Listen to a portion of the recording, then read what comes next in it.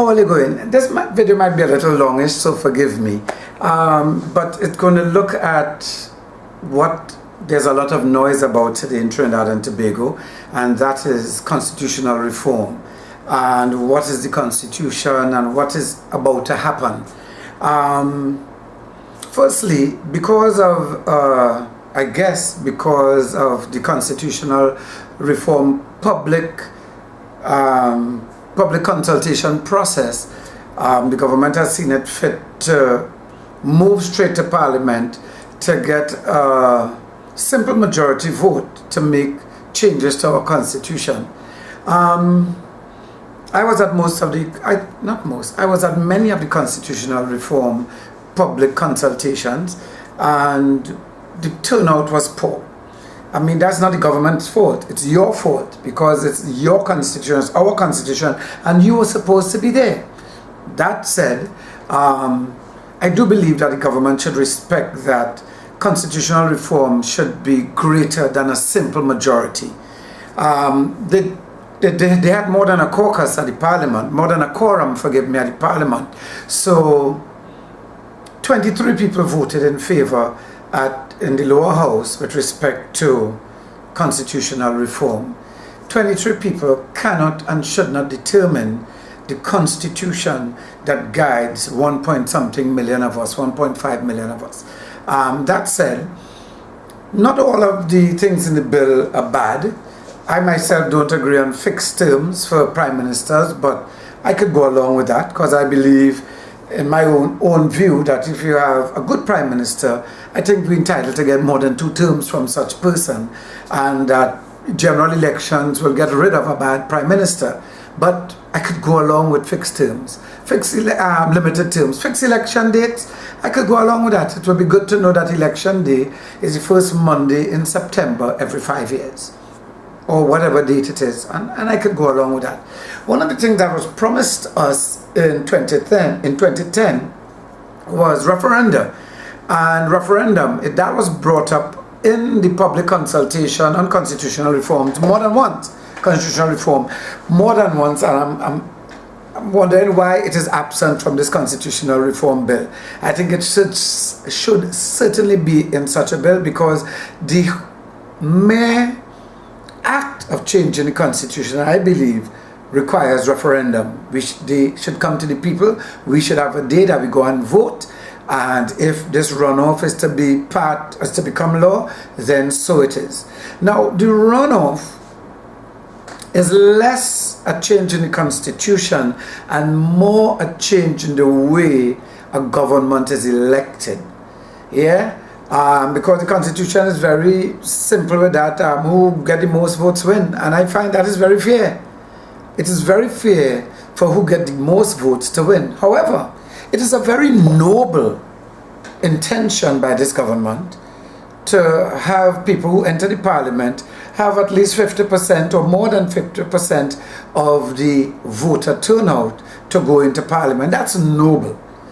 However, I don't think the path towards achieving that with the runoff election is fair, or I don't think it can work. I don't think they can achieve it. Now, here are the things that I think I need to get some clarification on. One, let's say in the first poll we're looking at a constituency with 100,000 electorate, and in this 100,000 electorate we have 60,000 voter turnout, right? Good. And we have 5 candidates, and the candidate who scored the best in that election got 40% of the votes, 24,000. Second, 25% with 15,000 votes. Third, 15% with 9,000 votes. Then 12% with 7,200 votes. And then 8%, 4,800 votes. This new bill is saying that the first and second place, 40% and 25%, neither of them having attained 50% or more, must go back to the polls. Right? Good. So they're going back to the polls. And we see a smaller voter turnout. Let's say 20,000 people come out to vote. Now, this is hypothetical, but it serves to demonstrate my point. 20,000 come out to vote. And we have a the winner with 60%, 12,000 votes, and a second place with 40%, 8,000 votes. The winner, according to the legislation, with the 60% is the one must go to Parliament because you have more than 50% of the support. However, your 60% is 12,000 votes, whereas the 40% in the first round, whoever that person was 24,000 votes. The legislation should say that in the second run, in the runoff, the one with more than 50% of the votes is the one who would go to Parliament, except where those votes are less in number than the winner in the first round.